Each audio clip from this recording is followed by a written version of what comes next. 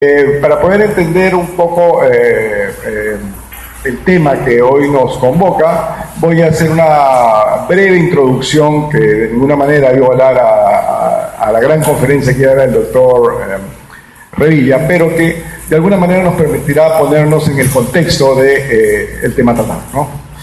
Génesis y estratificación de cáncer, ¿no? Los objetivos son determinar o explicar la etiología y la genética del cáncer, mecanismos de cómo el sistema inmune reconoce el tumor, los mecanismos de vigilancia, ¿no? Entender los mecanismos de evasión tumoral y la estratificación.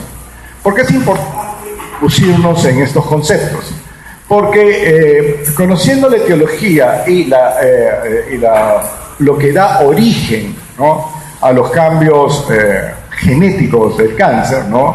Hay que entender que el cáncer es una enfermedad genética y los mecanismos como el sistema inmune vigila y mantiene la integridad celular es que vamos a poder dirigir los tratamientos, ¿no? El cáncer es una enfermedad genética. Genético no quiere decir hereditario, sino es una alteración de los genes que van fallando hacia la diferenciación de células especializadas. Y esta falla provoca, entre comillas, una célula inmortal, ¿no? Una célula que rompe completamente los códigos de información que le dan la función, ¿no? Y la definimos como maligna cuando principalmente adquiere la capacidad no solamente de invadir, sino de metastatizar, es decir, sembrarse a distancia, ¿no? Entonces así vemos que una célula originalmente, ¿no?, va a provenir de una stem cell, ¿no?, y va a diferenciarse en base a la función en los principales tejidos que tenemos en la economía, ¿no?, músculo, nervio, hueso o sangre, ¿no? Dentro de lo que son los factores de riesgo de cáncer, uno de los principales factores de riesgo que nosotros podemos interpretar es la edad, ¿no? Nosotros sabemos que el cáncer es una enfermedad principalmente de gente mayor, ¿no? El cáncer en niños es una enfermedad que la podemos considerar como una enfermedad rara. Es una enfermedad que, si hablamos en términos poblacionales, afecta a menos del 5% de la población, ¿no? La mayor parte de cáncer se encuentra en personas sobre los 55 años, ¿no? Y también es el grupo de edad donde se encuentra la mayor mortalidad. En este grupo minoritario de niños, probablemente los principales tumores se refieren al sistema linfomatopoyético, que constituyen el 2% de todos los cánceres diagnosticados, o alrededor de, ¿no? Y los tumores del sistema nervioso central en segundo lugar, ¿no? El tumor de Wilms es un tumor raro, a nivel de riñón, retinoblastoma y rotorinosarcoma son tumores extremadamente raros, pero que en centros especializados como donde yo trabajo, pues los vemos con relativa frecuencia. Dentro de la información genética que está dado por especie, me gusta ejemplificarlo, ¿no? Porque podemos descubrir nosotros que hay animales que viven 500 años. Hay una almeja, ¿no?, que vive 500 años. Hay un tiburón, ¿no?, que vive 400. No, el tiburón vive 200. Hay una ballena que vive 150 años, ¿no? Todos estos animales tienen en común que no van al doctor, ¿no? Entonces, por lo tanto, ¿no?, y comen diferentes cosas, ¿no? O sea, tienen diferentes tipos de alimentación. Un halcón vive alrededor de 100 años, ¿no? Una guacamaya vive alrededor de 70 años, ¿no? Digamos que las dietas del halcón y la guacamaya son completamente distintas, ¿no? La guacamaya incluso come tierra para poder facilitar su digestión, y el halcón es predominantemente carnívoro, ¿no? Entonces, de esto podemos nosotros inferir que el tiempo de vida está inducido en la especie, o sea, está incluido en tu código genético. Nosotros tenemos un tiempo de vida media, con los cuidados que manejamos, alrededor de entre 70 y 80 años, dependiendo de sociedades con mediano desarrollo o de alto desarrollo, ¿no? Y dentro de la familia de los primates, en este momento somos los que más vivimos, ¿no? Vemos acá el tiempo de vida de los macacos, ¿no? Los orangutanes, los gorilas, los chimpancés, que son los segundos de mayor vida que nosotros. Sin embargo, aquí podemos ver un detalle bien interesante.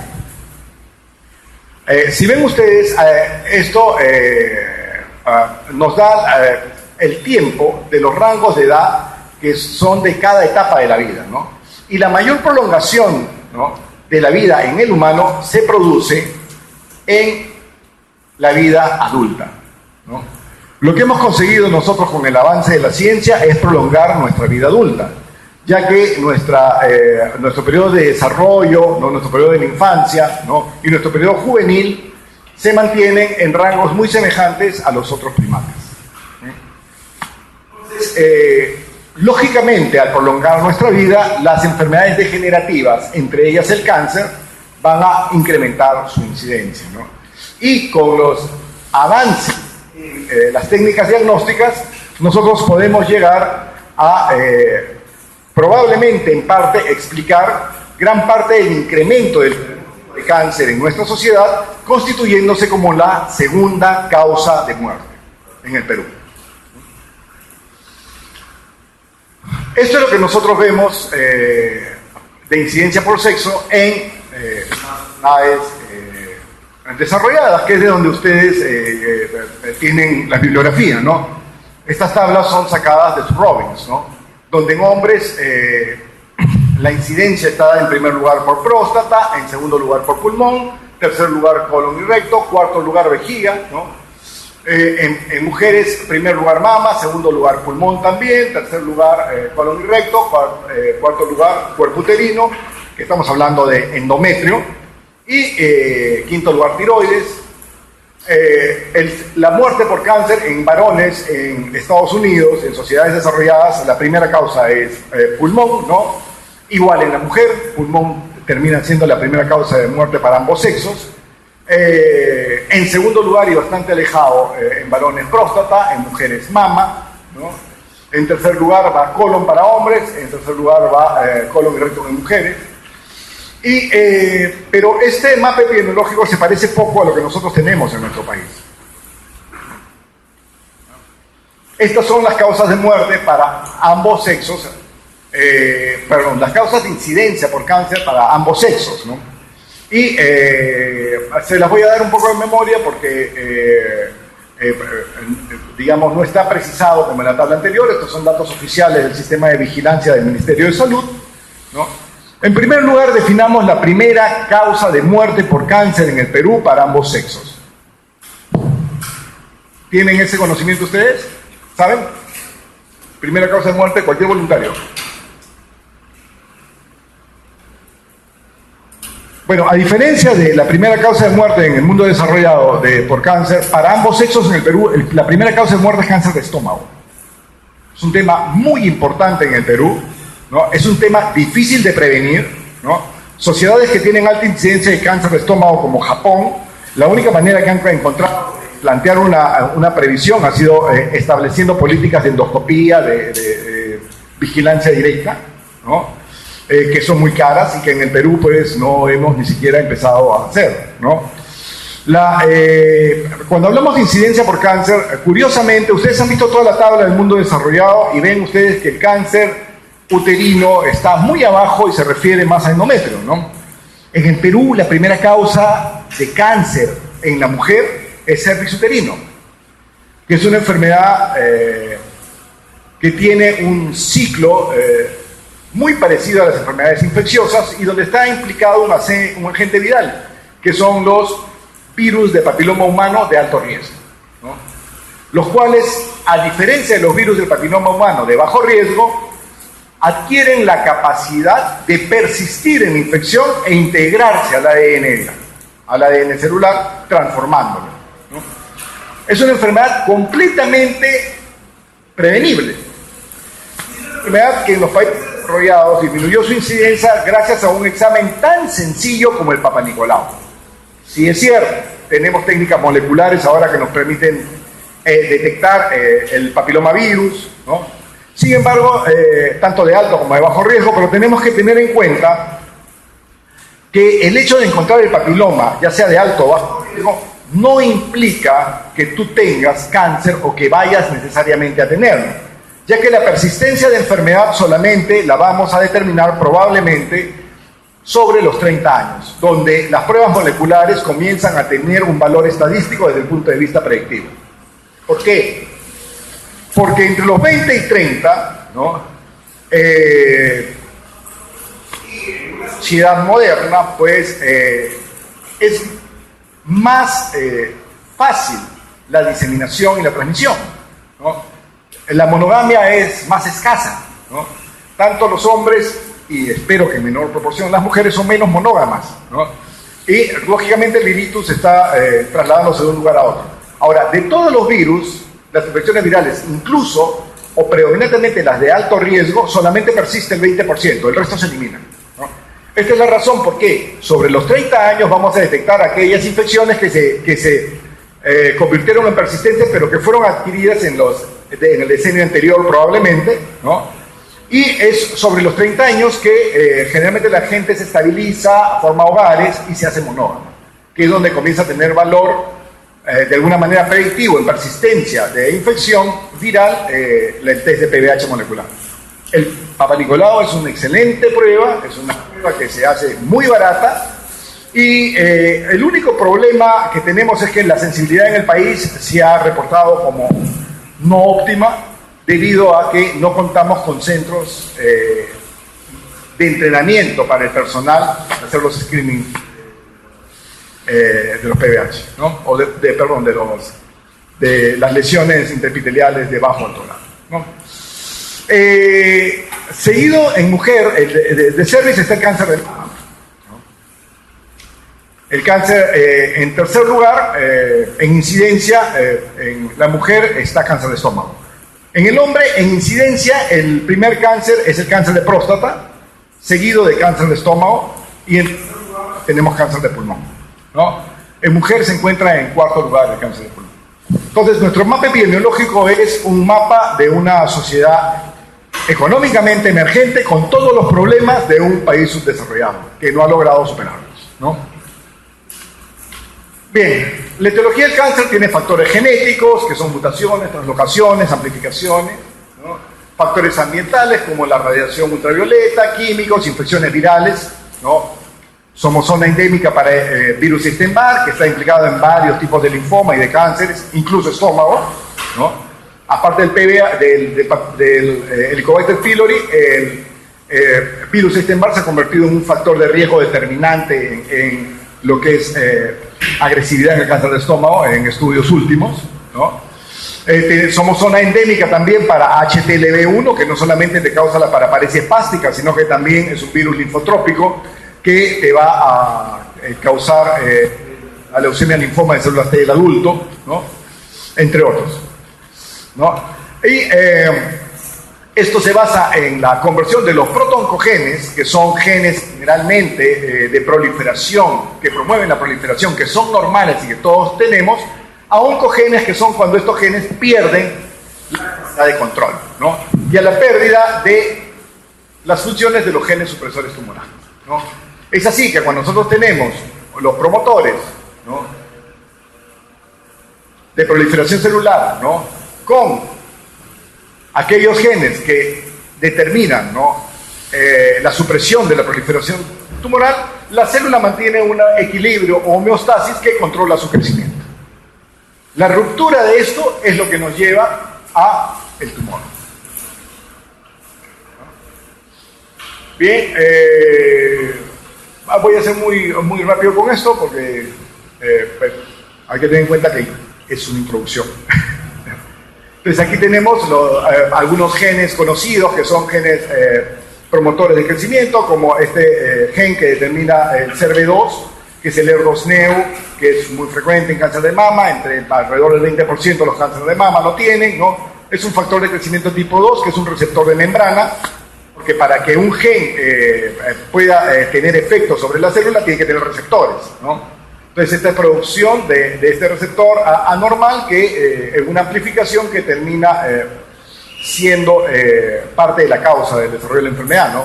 Mutaciones en el gen RAS para cáncer de riñón y vejiga, y translocaciones del gen MYC, que son otros genes proliferativos en etapas muy tempranas, para linfoma de Burkitt, ¿no?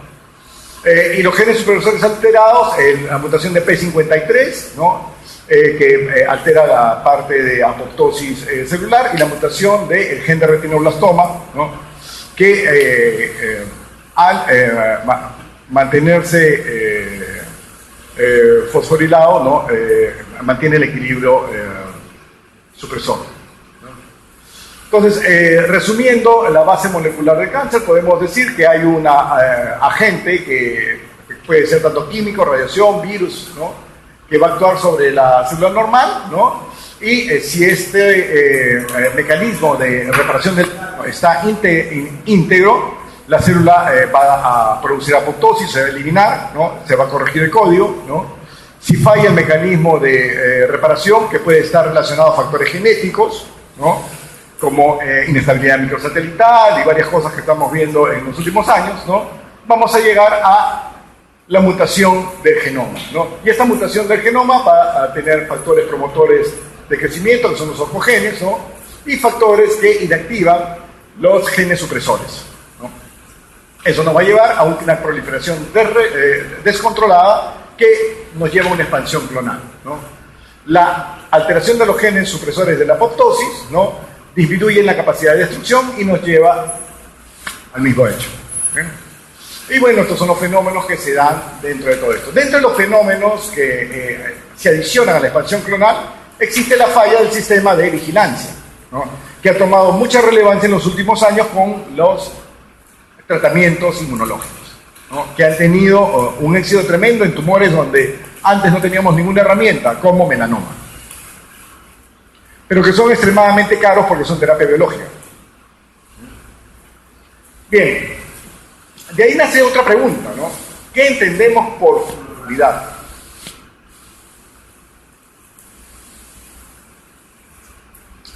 Es el momento en que nosotros nos equivoquemos. Y yo les pido por favor que esto sea muy interactivo, ¿no? Que cualquier pregunta que tenga durante el conversatorio me la hagan, ¿no? Para poder aclararla si puedo, y si no, bueno, lo manejaremos con un mail o por resolver la pregunta posteriormente, ¿no? Pero esto es algo que aprendí y que es muy importante que nosotros introduzcamos dentro de nuestro conocimiento, ¿no? Nosotros entendemos por clonalidad, o asociamos mucho clonalidad a la oveja Dolly, ¿no? Tú agarras una célula, a partir de esa célula se crea un ser idéntico al original, ¿no? La clonalidad en cáncer no es así. Ciertamente se produce a partir de una mutación, ¿no? Una expansión de una clona tumoral, ¿no? Debido a una labilidad celular susceptible a esos cambios, ¿no? Por lo tanto, las células tumorales son susceptibles de múltiples fallas, son células tumorales, no son células normales, ¿no? Y eso va a condicionar que tengamos varias clonas dentro de un mismo tumor, ¿no? Donde aquella que tenga el crecimiento más rápido va a desplazar y probablemente la mayor capacidad de supervivencia va a desplazar al resto de clonas, ¿no? Por lo tanto, va a ser la predominante, pero no quiere decir que vayan a desaparecer otros tipos de mutaciones o no se vayan a producir continuamente. De pronto nosotros entramos con un régimen de quimioterapia o de terapia inmunológica o de terapia blanco genética, ¿no? Y barremos con la principal célula que es la responsable de la expansión tumoral. Si es un cáncer avanzado, acuérdense que este cáncer puede estar ya en varios lados, ¿no? Lo barres mediante tratamientos sistémicos. Sin embargo, de todas estas clonas va a haber probablemente alguna que crecía más lento y que tenía otras mutaciones o que mutó. Y a partir de esta, o de estas clonas que no fueron sensibles a la terapia, es que vienen las recaídas. Es por eso que el cáncer no se cura, ¿no? Es por eso que muchos regímenes terapéuticos lo que hacen es prolongar la vida y no curarlo. Y una forma de ver el cáncer era convertirlo en una crónica que no te mate, ¿no? Que mueras de otras causas, pero no de cáncer, ¿no? Es como ser diabético, por decirlo, ¿no? Si los tumores tuviesen una sola mutación constante, un ejemplo claro de eso es, por ejemplo, la leucemia mieloide crónica, ¿no? Donde nosotros tenemos el cromosoma Filadelfia, ¿no? Que es una mutación constante en esta enfermedad. El tratamiento objetivo, ¿no?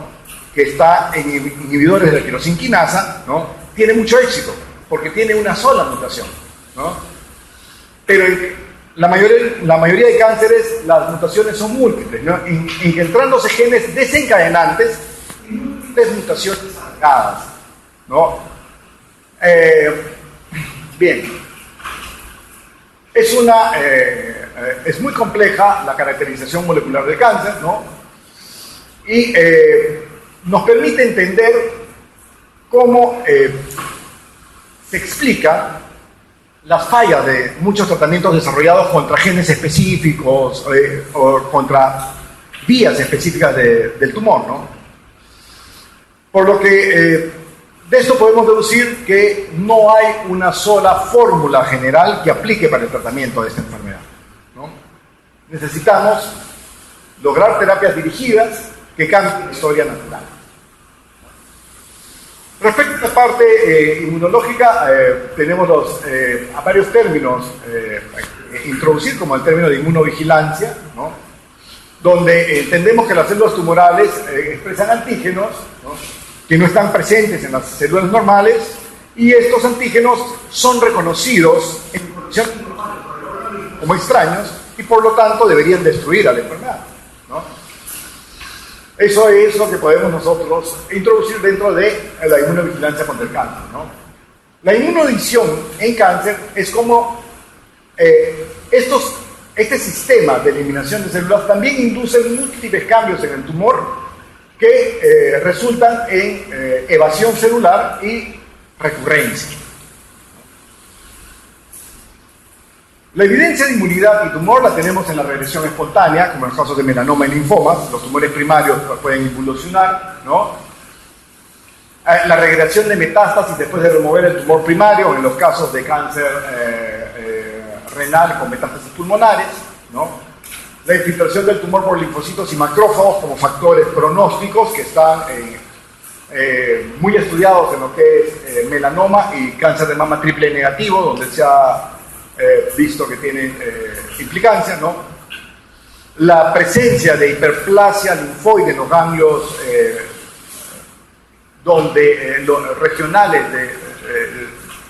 en varios tipos tumorales, ¿no?